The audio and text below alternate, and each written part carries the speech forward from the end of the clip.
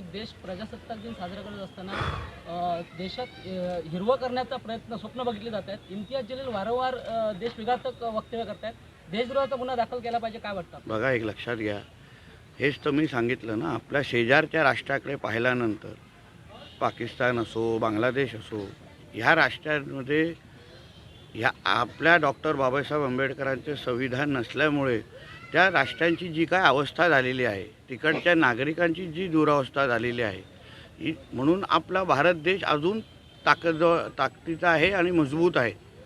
आणि ज्यांना आपल्या भारत देशामध्ये आपलं संविधानच मान्य नाही, डॉक्टर बाबासाहेब आंबेडकरांनी दिलेलं संविधान मान्य नाही, ह्या देशामध्ये शरिया कानून आणून इकडे लोकशाही संपवायची आहे आणि ह्या देशाचं इस्लामीकरण करायचं आहे, इस्लाम राष्ट्र ह्या देशाला बनवायचं आहे, तशा पद्धतीचे कुठलेही मनसुबे, षडयंत्र आमचे आदरणीय पंतप्रधान नरेंद्र मोदीजी आणि राज्याचे मुख्यमंत्री सन्मान्य देवेंद्र फडणवीसजी असतेपर्यंत कोणीही आमच्या देशाकडे वाकड्या नजरेने बघू शकत नाहीत.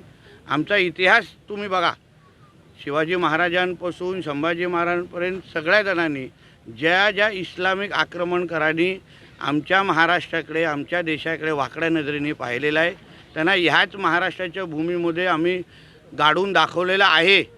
आणि मग ह्या अशा पद्धतीचा इम्तियाज जलील, ओवैसी, ये किस खेत की मुली आहे ना, हे तर चिल्लर लोक आहेत.